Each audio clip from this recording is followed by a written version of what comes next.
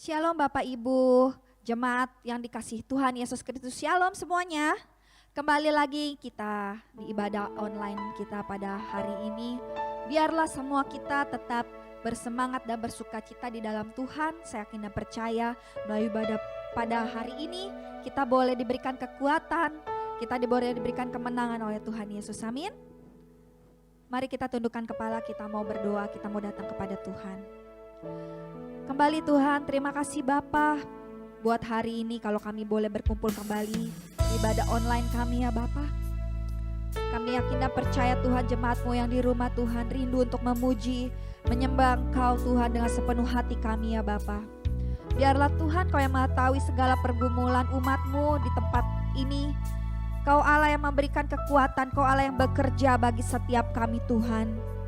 Biarlah Tuhan Kau yang mengerti segala keadaan dan isi hati kami ya Bapa. Hari lepas hari Tuhan kami selalu bersama dengan Engkau Tuhan Yesus. Terima kasih Tuhan, tiba saatnya kami mau menyembah Engkau.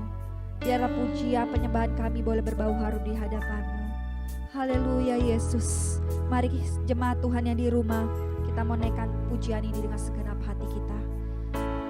Katakan, Kau Tuhan yang layak disembah. Ku hidup karena anugerah-Mu, ku hidup karena kasih-Mu. Kaulah sumber kehidupanku, ku hidup untuk menyembah-Mu.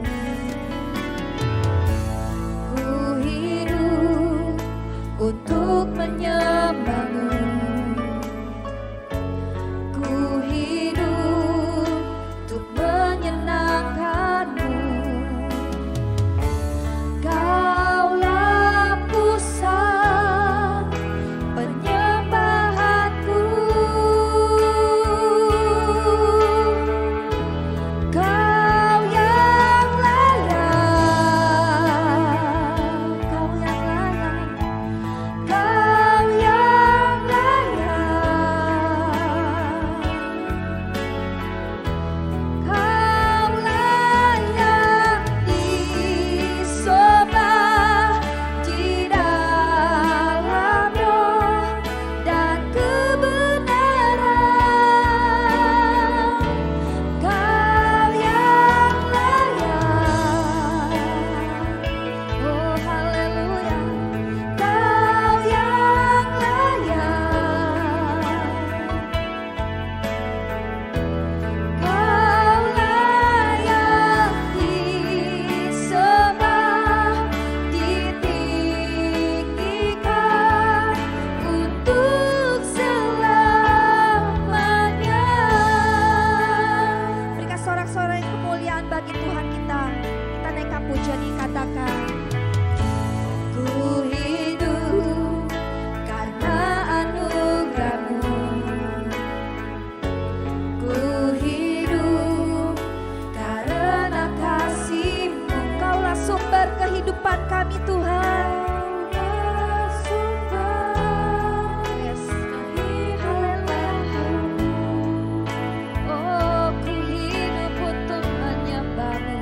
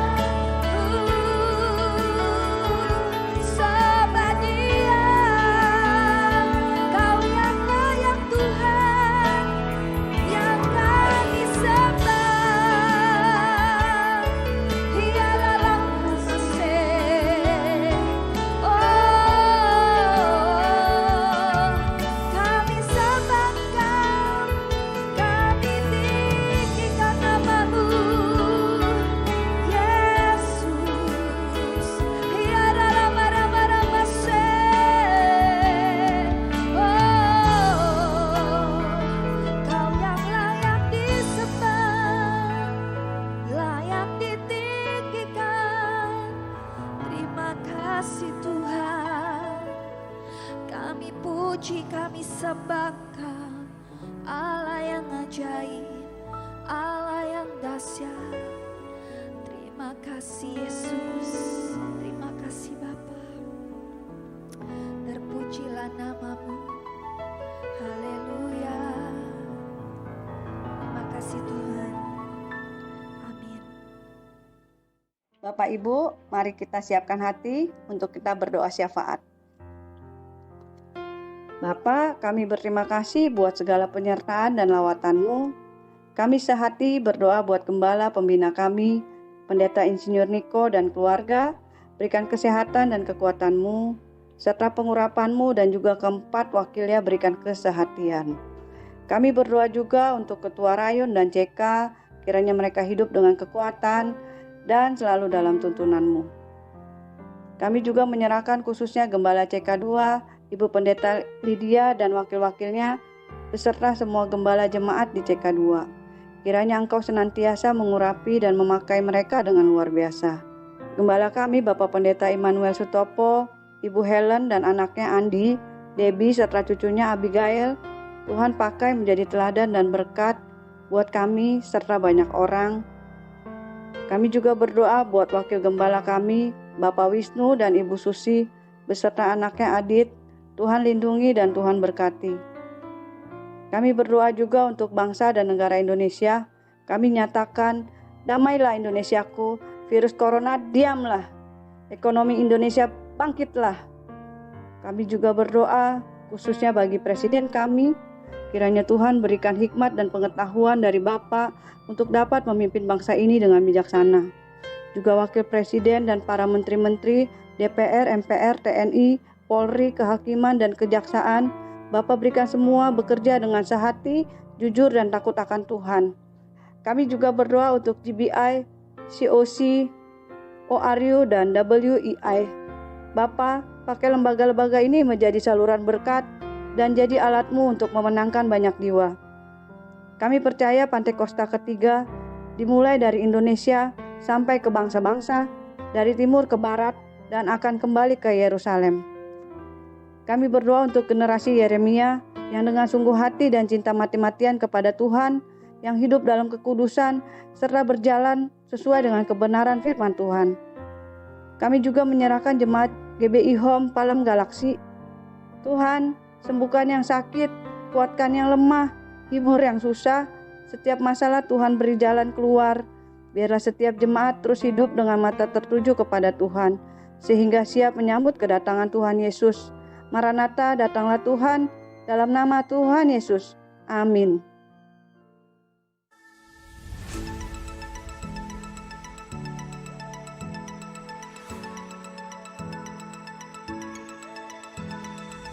Ibadah minggu depan akan dilaksanakan pada hari Minggu pukul 11 siang. Ibadah bersama dilaksanakan melalui aplikasi Zoom. Ibadah akan disertai dengan perjamuan kudus. Jemaat dipersilahkan menyiapkan roti dan anggur di rumah masing-masing. Roti dapat diganti dengan biskuit, anggur dapat diganti dengan sirup. Diharapkan jemaat dapat mengambil waktu untuk masuk ke hadirat Tuhan di rumah masing-masing, berdoa bersama keluarga pukul 9 malam setiap hari. Bagi jemaat yang rindu bersekutu dan bertumbuh di dalam Yesus, kami undang untuk bergabung bersama di dalam komunitas Kul yang dilaksanakan setiap hari Kamis. Kul dilaksanakan melalui aplikasi Zoom. Silahkan menghubungi Bapak Catur di nomor 0857 1550 2817 untuk mendapatkan undangan. Persembahan dapat disalurkan melalui rekening berikut: Persembahan umum dan perpuluhan BCA 07376 07376 atas nama GPI Palem Galaksi. Persembahan misi dan diakonia BCA 073 073 6789 atas nama GPI Palem Galaksi. Pembangunan rumah Tuhan BCA 07305 07305 atas nama GPI Palem Galaksi. Sebelum kita memberi, terlebih dahulu kita berdoa. Tuhan Yesus, terima kasih Engkau telah memberkati kami sampai saat ini. Dan tiba waktunya kami menyerahkan persembahan ini ke dalam tangan-Mu. Di dalam nama Tuhan Yesus, haleluya, amin. Kami GPI Home mengucapkan terima kasih bagi Bapak Ibu yang sudah mentransfer persembahan ke rekening GPI Home. Tuhan Yesus memberkati saudara dengan berlimpah-limpah. Demikian pengumuman yang dapat kami sampaikan. Tuhan Yesus memberkati.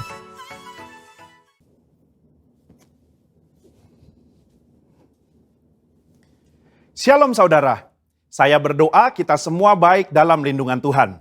Saat ini, kita sedang berada di era postmodernism, di mana salah satu cirinya ialah pendapat pribadi dianggap sebagai hal yang harus diperhatikan dan didengar, sehingga hal tersebut mendapat tempat prioritas dalam kehidupan seseorang. Apa yang dahulu dipercaya dan diajar sebagai sebuah kebenaran, kini dikritisi dan dipertanyakan.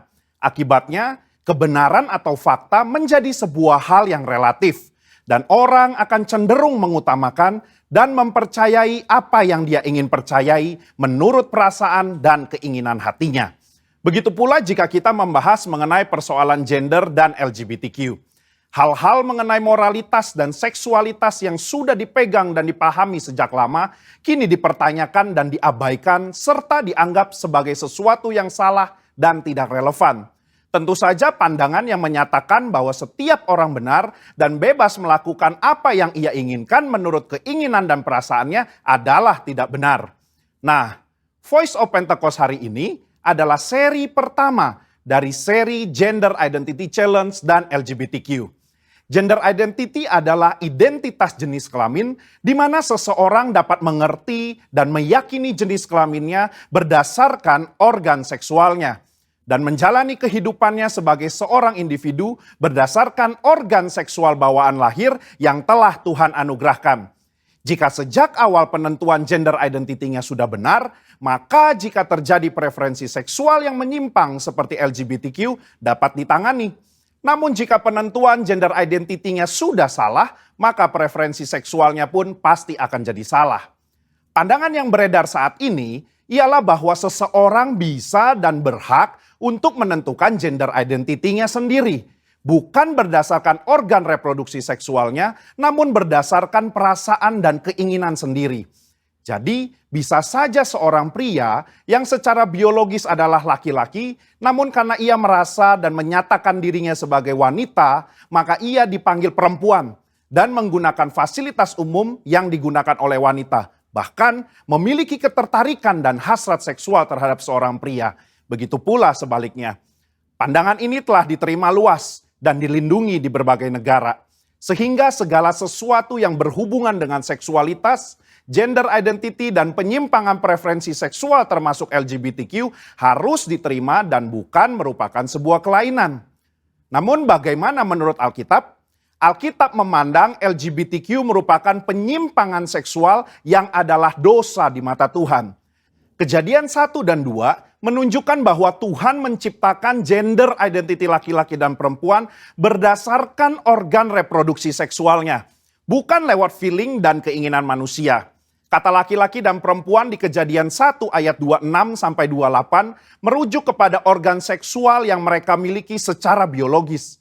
Penciptaan dan penentuan ini adalah karya Allah yang luar biasa, sebab Ia ingin manusia dapat menghasilkan keturunan lewat organ reproduksi laki-laki dan perempuan.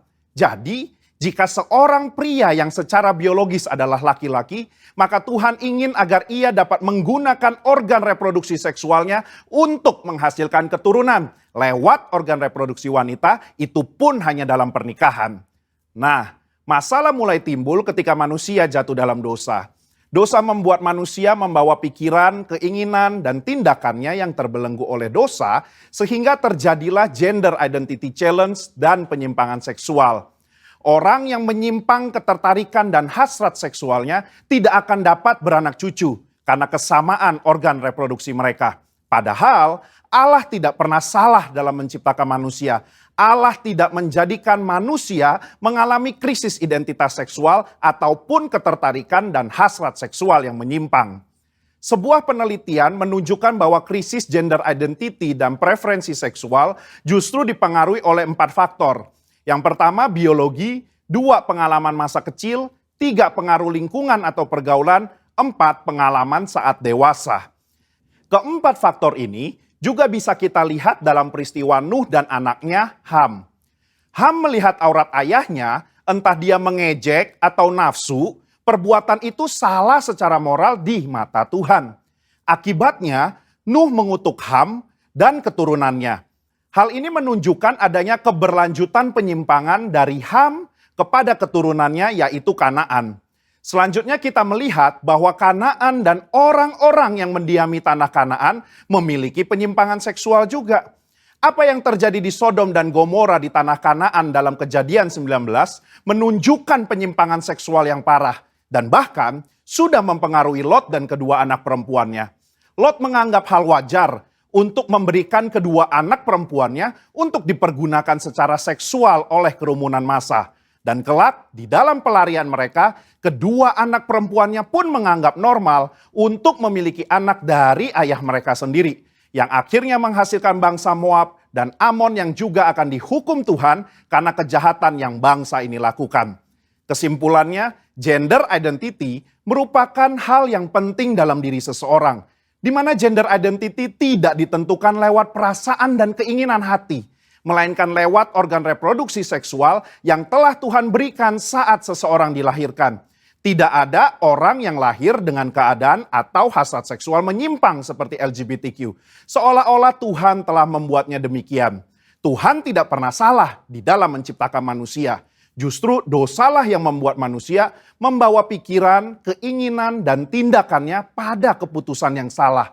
Maka dari itu, diperlukan kemampuan dan keputusan yang tegas dalam memahami dan meyakini gender identity seseorang sedari awal kehidupannya. Sehingga di kemudian hari, ia tidak masuk dalam penyimpangan seksual seperti LGBTQ. Saudara, untuk penjelasan lengkapnya dari tim teologi kami, silakan klik link yang ada di atas atau scan QR Code yang tersedia. Salam integritas, Tuhan Yesus memberkati.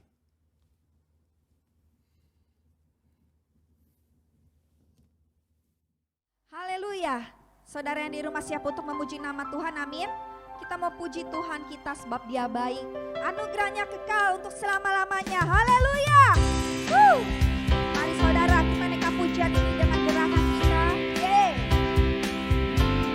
Katakan, masuk gerbangnya bersyukur dengan penuh pujian, bersuka di hadirannya, nyanyi besarkan agung namanya, pujian adalah sangkakala, musik dan tarian, semua makhluk di bumi di surga dengan senang hati naikkan pujian sebab Tuhan baik, sebab Tuhan baik, sebab Tuhan baik, anugerahnya kekal selamanya, sebab Tuhan baik, sebab Tuhan baik, sebab Tuhan baik,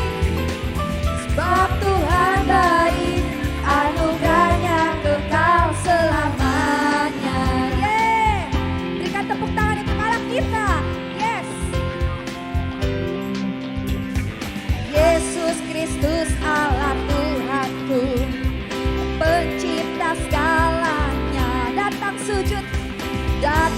sujud di hadapannya, angkat tanganmu, naikkan pujian, puji Dia tiuplah sangkakala, musik dan tarian, semua makhluk di bumi di surga dengan senang hati naikkan pujian sebab Tuhan baik. Angkat tanganmu saudara, sebab Tuhan baik, sebab Tuhan baik, anugerahnya kekal selamanya. Sebab Tuhan baik, sebab Tuhan baik,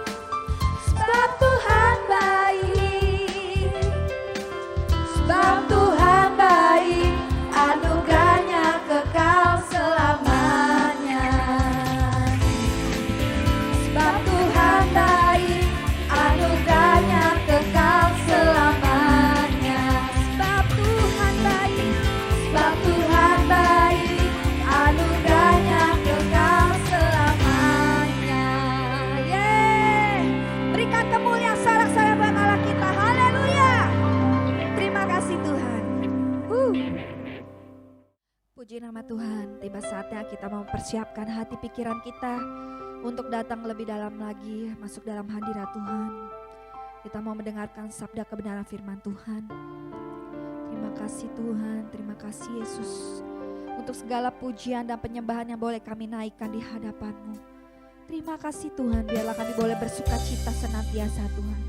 Sebab Engkau yang memberikan sukacita penuh di dalam setiap hati kami. Sebentar kami mau mendengarkan firman-Mu ya Bapa. Biarlah firman yang ditaburkan ya Bapa boleh tertanam dalam setiap hati kami masing-masing.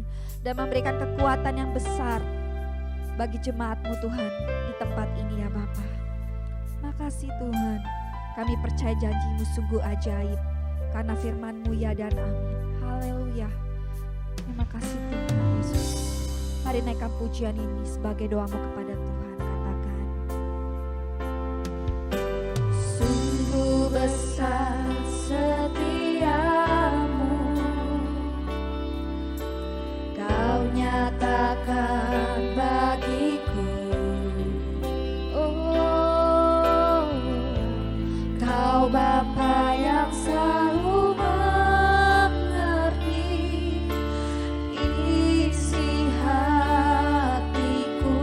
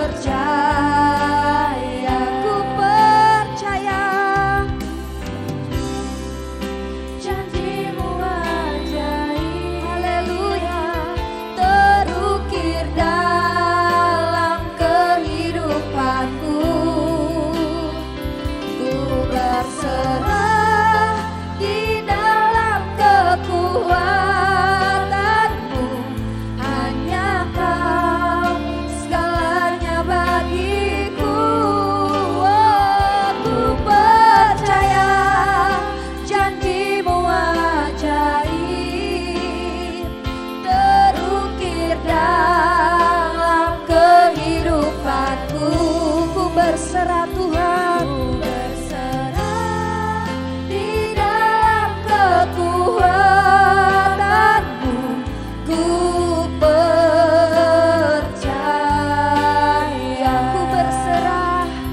Ku berserah di dalam kekuatan-Mu.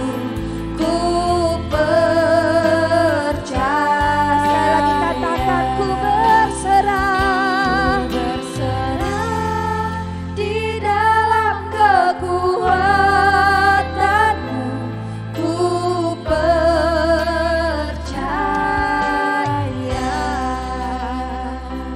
Haleluya.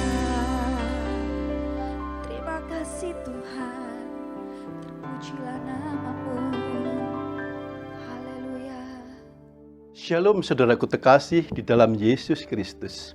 Puji Tuhan, kita masih bisa bersekutu, memuji, menyembah Tuhan, sekalipun masih secara virtual. Semoga saudara sekalian semuanya tetap sehat dan selalu dalam perlindungan Tuhan. Judul renungan khotbah saya pagi siang hari ini mengambil tema Tuhan Gembalaku yang baik. Diambil dari kitab Mazmur 23 ayat 1 sampai dengan 6. Saya sangat diberkati oleh firman Tuhan yang luar biasa ini. Setiap kali saya membacanya selalu mendapatkan rema yang baru. Tuhan Gembalaku yang baik. Mazmur 23 1 sampai dengan 6. Mazmur Daud. Tuhan adalah gembalaku, takkan kekurangan aku. Ia membaringkan aku di padang yang berumput hijau. Ia membimbing aku ke air yang tenang. Ia menyegarkan jiwaku. Ia menuntun aku di jalan yang benar oleh karena namanya. Sekalipun aku berjalan dalam lembah kekelaman, aku tidak takut bahaya, sebab Engkau besertaku. Gadamu dan tongkatmu itulah yang menghibur aku. Engkau menyediakan hidangan bagiku di hadapan lawanku. Engkau mengurapi kepalaku dengan minyak, pialaku penuh melimpah. Kebajikan dan kemurahan belaka akan mengikuti aku seumur hidupku, dan aku akan diam dalam rumah Tuhan sepanjang masa. Mazmur Daud mengungkapkan Tuhan sebagai gembala yang baik. Daud menggambarkan bahwa dia memahami benar profesi pekerjaan sebagai seorang penggembala domba. Sekalipun dia seorang raja, waktu mudanya dia habiskan di ladang penggembalaan untuk menggembalakan domba orang tuanya. Dia tahu persis apa yang harus dikerjakan terhadap domba-dombanya, bagaimana seorang gembala harus bekerja. Seorang gembala tidak pernah jauh dari domba-dombanya. Gembala mengenal dombanya, demikian pula sebaliknya. Tugas gembala sangatlah penting. Ia tidak saja mencukupi kebutuhan dombanya memberi makan yang baik, tapi juga berjaga-jaga dari ancaman musuh. Gembala selalu bersama domba-dombanya. Itulah sebabnya dari sisi domba, dirinya merasa aman selama dirinya di samping gembalanya. Daud menyadari bahwa hubungannya dengan Tuhan bukanlah hubungan simbiosis mutualisme, sebuah hubungan yang saling menguntungkan antara dua belah pihak. Hubungan Daud dengan Tuhan jauh melebihi kebutuhan di dalam diri Daud, yaitu hubungan keintiman.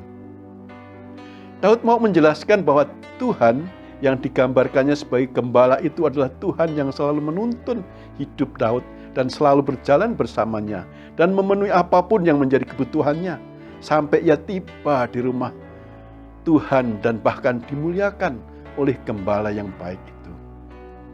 Saya mendapatkan rema di sini dalam Mazmur 23 1 sampai dengan 6 ini, seolah Tuhan membawa Daud dan kita orang-orang percaya yang menjadi domba-domba Yesus di bawah panduannya untuk pulang kampung, yaitu surga, yaitu rumah Bapa, melalui jalan liku dan lembah kelam, dan akhirnya tiba pada tujuan dan disambut Bapa, dimuliakannya. Dan saya sangat diberkati dengan firman Tuhan ini. Mari kita renungkan firman ini ayat demi ayat. Mazmur 23 ayat 1. Tuhan adalah gembalaku, takkan kekurangan aku. Pesan yang disampaikan di dalam kidung pembuka ini luar biasa bagi kita. Bahwa selama kita menjadikan Tuhan sebagai gembala, dan selama kita juga mau menjadi domba, maka apapun yang menjadi kebutuhan kita, tersedia sebagaimana seorang gembala menjamin kebutuhan domba-dombanya, mulai dari kebutuhan fisik, rasa aman, ketentraman, hal-hal lain yang non-material. Tapi sayang, banyak domba sering tersesat karena tidak mengandalkan gembala. Seperti tertulis dalam kitab Yesaya 53 ayat 6. Kita sekalian sesat seperti domba, masing-masing kita mengambil jalannya sendiri. Saudara, domba itu makhluk lemah. Ia akan mudah tersesat jika mengandalkan kekuatannya sendiri. Bagaimana dengan saudara dan saya? Sudahkah saudara dan saya menjadikan Tuhan sebagai gembala, sebagai mana Daud lakukan? Sudahkah saudara dan saya menjadi domba yang baik? Siapakah Tuhan gembala itu? Tuhan adalah Yehova Jireh, Tuhan yang melihat dan menyediakan. Tuhan adalah Yehova Rafa, Tuhan yang menyembuhkan. Tuhan adalah Raja, Juru Selamat, pelindungku, batu karangku, kota bentengku, sahabatku, pembelaku. Di dalam nama Yesus dengan semua predikat kemuliaan ada padanya. Domba yang baik selalu dekat dengan gembalanya dan mengikuti arah dan panduan dan dorongan dari gembalanya. Ada kalanya gembala itu berjalan di depan, ada kalanya gembala itu di tengah, ada kalanya di belakang untuk mendorong domba-dombanya. Ayat 2 katakan, Ia membaringkan aku di padang yang berumput hijau. Ia membimbing aku ke air yang tenang. Rumput hijau di sini berbicara pada pengertian makanan yang segar, yang fresh, dan yang menyehatkan. Gembala membaringkan dombanya. Ada waktu yang berharga gembala memberi makan segar secara rohani, yaitu firman-Nya. Kemudian ia membimbing, memandu, tahap demi tahap, hingga domba tetap terjaga sehat, kuat, sejahtera. Air yang tenang juga gambaran akan air yang jernih dan terus mengalir menyegarkan. Adakah air yang seperti itu? Ada. Air hidup namanya, saudara. Di mana mendapatkannya? Suatu hari Tuhan Yesus berkata kepada perempuan Samaria yang setiap hari mencari air untuk kebutuhan hidupnya. Barang siapa minum air ini, ia akan haus lagi. Tetapi barang siapa minum air yang akan kuberikan kepadanya, ia tidak akan haus untuk selama-lamanya. Sebaliknya, air yang akan kuberikan kepadanya akan menjadi mata air dalam dirinya yang terus-menerus memancar sampai kepada hidup yang kekal. Injil Yohanes 4 ayat 14. Wow, luar biasa. Tidakkah ini menarik kita renungkan, saudaraku? Tuhan memberikan bimbingan dengan firman-Nya agar domba-dombanya memiliki air hidup yang terus mengalir melalui kehidupannya. Mazmur 23 ayat 3. Ia menyegarkan jiwaku. Ia menuntun aku di jalan yang benar oleh karena namanya. Air kehidupan yang mengalir membuat jiwa menjadi segar. Di dalam jiwa itu ada pikiran, ada perasaan, ada kehendak.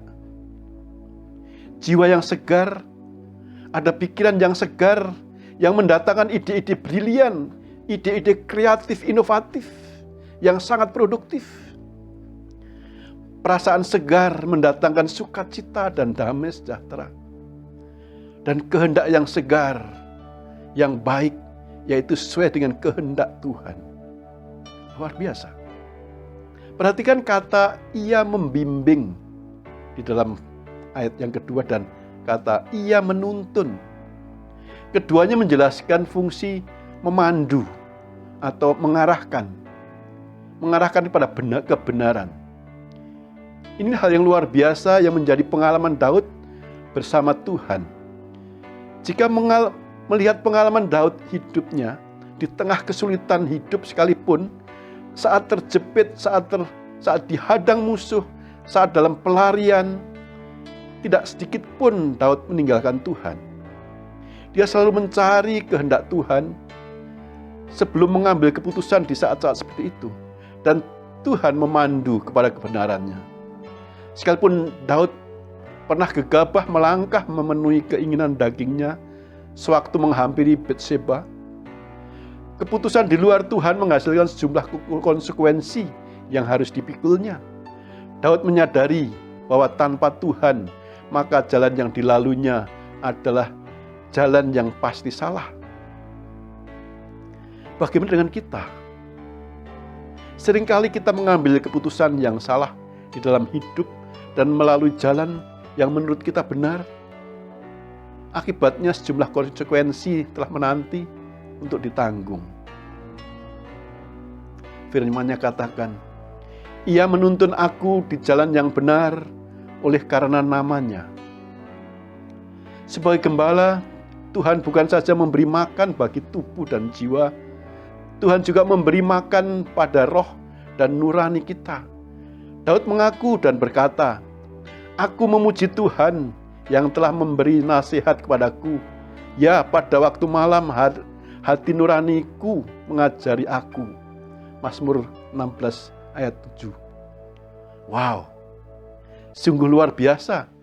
Saat kita tidur dan istirahat, Tuhan mengajari, mengisi dan mengajari roh kita, nurani kita. Mazmur 23 ayat 4. Sekalipun aku berjalan dalam lembah kekelaman, aku tidak takut bahaya, sebab Engkau besertaku. Gadamu dan tongkatmu itulah yang menghibur aku. Saat sakit atau dalam bayang-bayang kematian, saat keadaan bahaya, lembah kekelaman, kita pun tidak takut. Mengapa? Sebab Tuhan, Sang Gembala, berjalan menyertai kita orang percaya. Gembala membawa gada dan tongkat. Gada digunakan untuk memukul musuh yang akan menyerang domba. Tongkat untuk mendisiplin dan mengarahkan domba-domba agar jangan ada yang tersesat.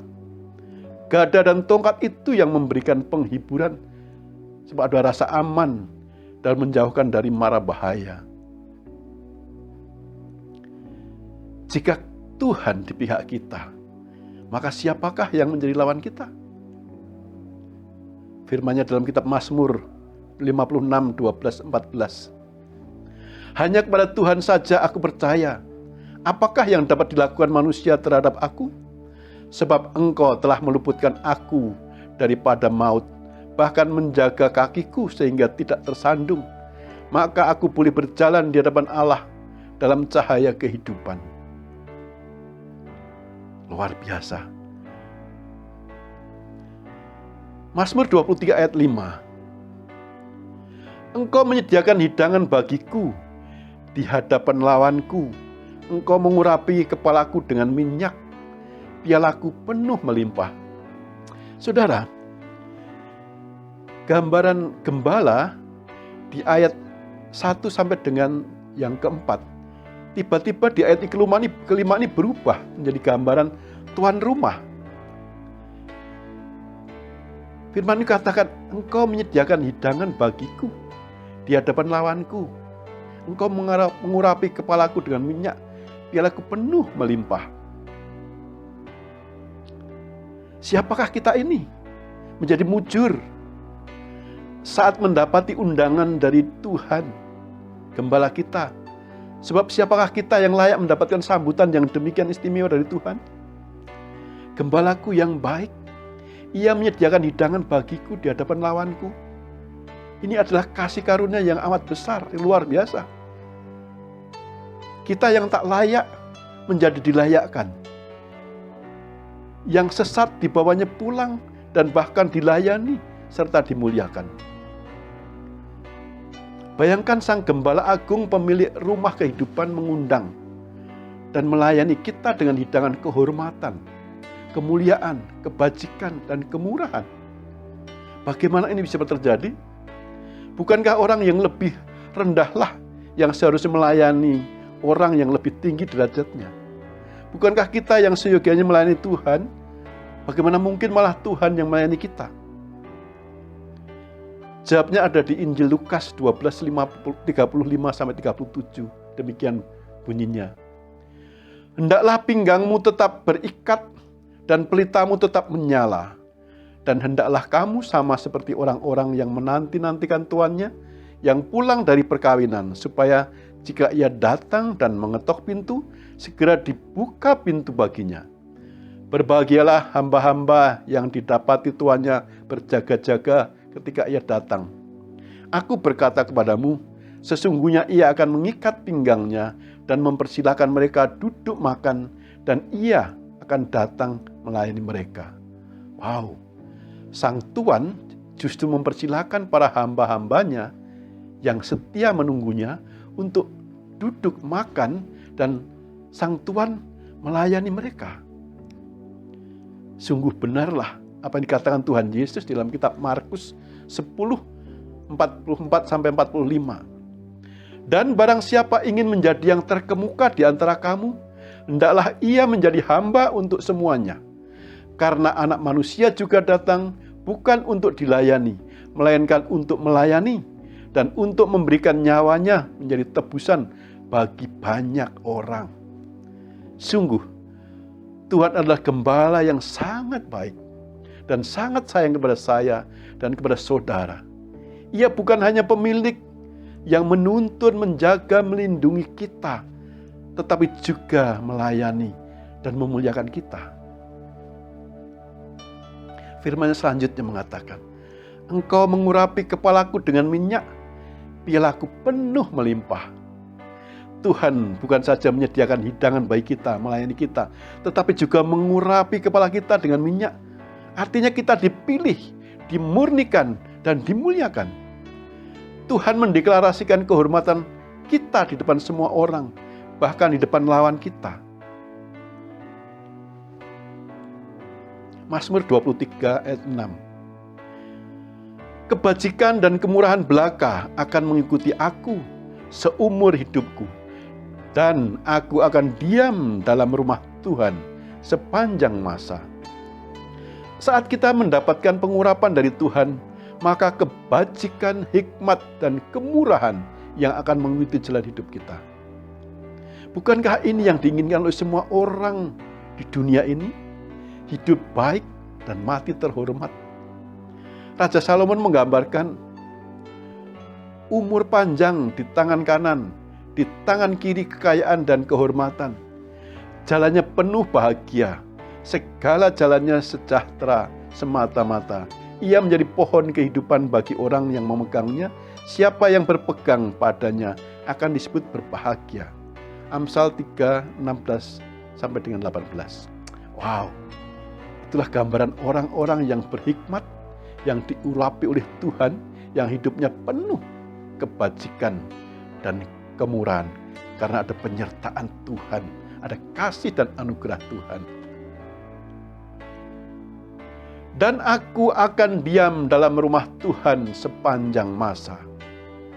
Ada dua pengertian mengenai tinggal di rumah Tuhan. Yang pertama, jika kita meninggal suatu hari nanti, kita ada jaminan kepastian untuk tinggal di rumah Tuhan sepanjang masa dalam kekekalan. Itulah yang dirindu-rindukan oleh semua orang.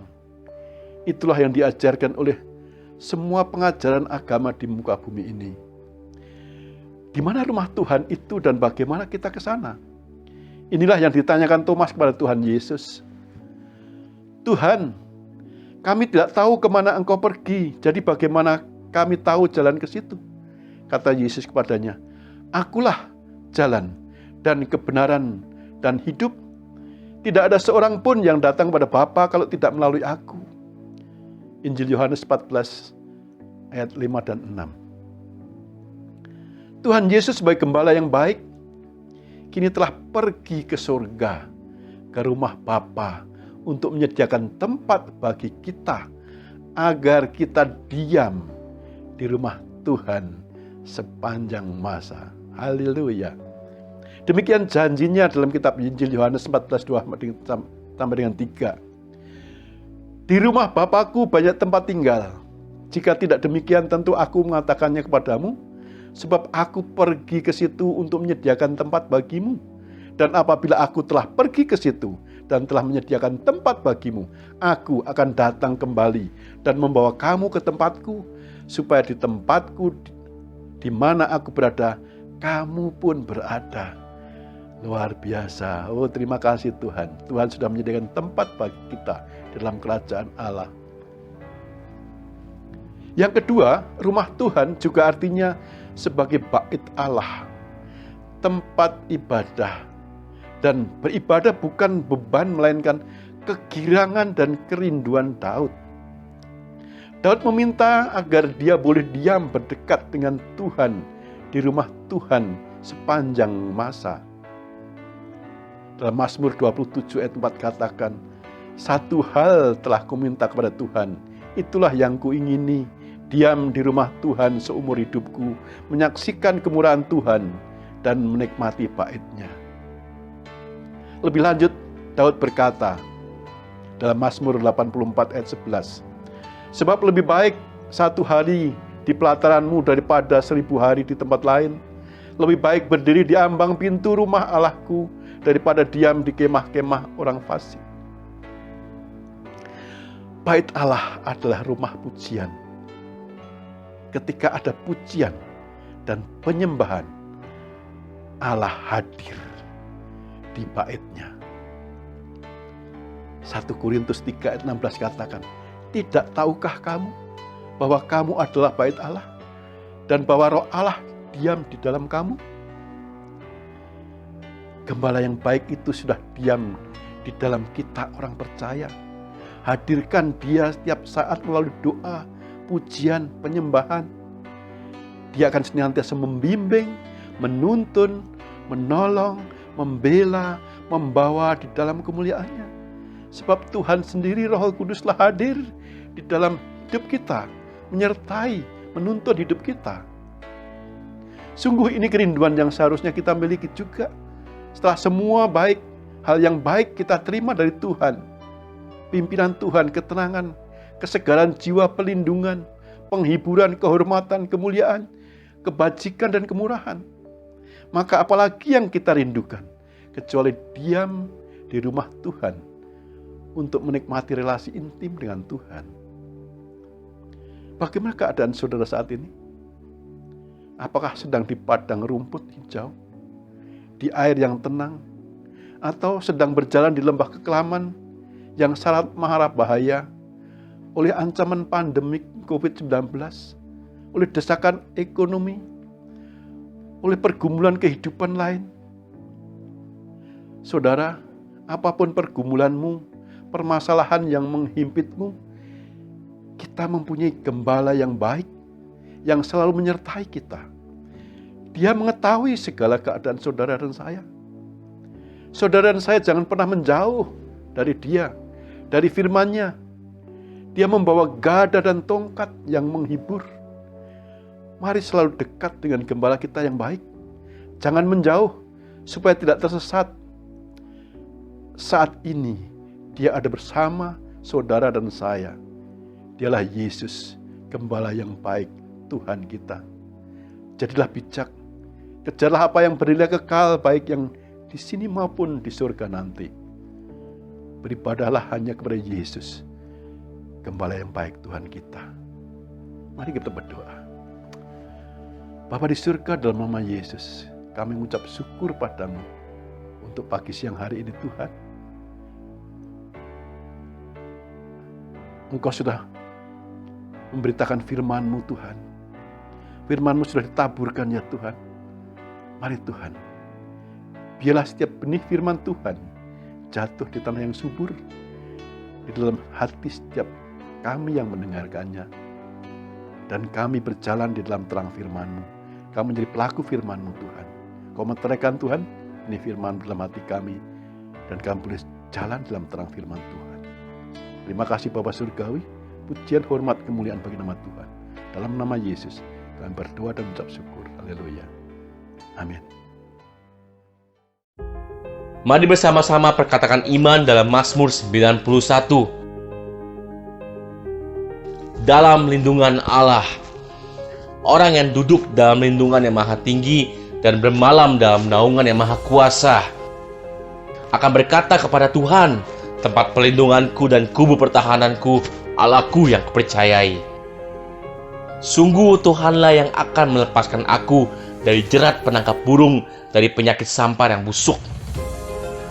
Dengan kepaknya Tuhan akan menundungi aku, di bawah sayapnya aku akan berlindung, kesetiaannya ialah perisai dan pagar tembok. Aku tak usah takut terhadap kedahsyatan malam, terhadap panah yang terbang di waktu siang, terhadap penyakit sampar yang berjalan di dalam gelap, terhadap penyakit menular yang mengamuk di waktu petang. Walau 1.000 orang rebah di sisiku dan 10.000 di sebelah kananku, tetapi itu tidak akan menimpa aku. Aku hanya menontonnya dengan mataku sendiri dan melihat pembalasan terhadap orang-orang fasik. Sebab Tuhan ialah tempat pelindunganku, yang maha tinggi telah kubuat tempat perteduhanku. Malapetaka tidak akan menimpa aku, dan tulah tidak akan mendekat kepada kemahku. Sebab malaikat-malaikatnya akan diperintahkannya kepadaku untuk menjaga aku di segala jalanku. Mereka akan menatang aku di atas tangannya, supaya kakiku jangan terantuk kepada batu. Singa dan ular tedung akan kulangkahi. Aku akan menginjak anak singa dan ular naga. Sungguh hatiku melekat kepada Tuhan, maka Tuhan akan meluputkan aku. Tuhan akan membentengi aku, sebab aku mengenal namanya. Bila aku berseru kepada Tuhan, Tuhan akan menjawab aku. Tuhan akan menyertai aku dalam kesesakan. Tuhan akan meluputkan aku dan memuliakan aku. Dengan panjang umur akan Tuhan kenyangkan aku, dan akan Tuhan perlihatkan kepadaku keselamatan daripadanya. Amin. Mari saya undang jemaat yang dikasihi Tuhan untuk kita bersama-sama memperkatakan apa yang dimaksud dengan Pentakosta ketiga. Pentakosta ketiga adalah pencurahan Roh Kudus yang dahsyat di zaman ini melebihi yang terjadi di Azusa Street. Pentakosta ketiga akan mengakibatkan penuaian jiwa yang terbesar dan yang terakhir sebelum Tuhan Yesus datang kembali. Pentakosta ketiga akan membangkitkan generasi Yeremia, yaitu anak-anak muda yang dipenuhi Roh Kudus, cinta mati-matian kepada Tuhan Yesus, tidak kompromi terhadap dosa, dan akan bergerak untuk memenangkan jiwa. Pentakosta ketiga lahir di Indonesia dan bergerak ke bangsa-bangsa. Gerakan ini dari timur ke barat dan akan kembali ke Yerusalem. Pentakosta ketiga akan memberikan kuasa untuk menyelesaikan amanat agung, dan setelah itu Tuhan Yesus datang kembali. Amin.